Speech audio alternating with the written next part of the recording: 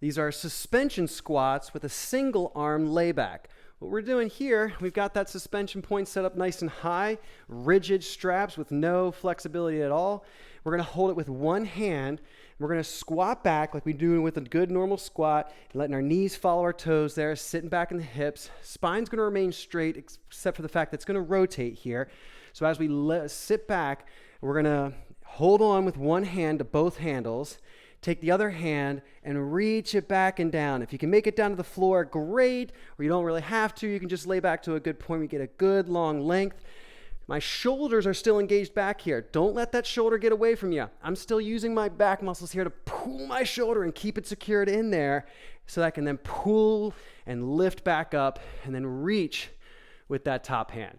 So you're squatting down, laying back, shoulders still engaged here to hold on that good form in the top, and then pull your arm and your legs to pull you up tall, reaching forward with the free hand here.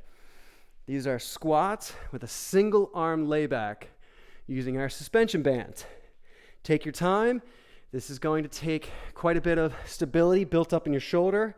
If you're new to this, go slow and shorten the range until you feel more confident that you can go lower and lower with the form.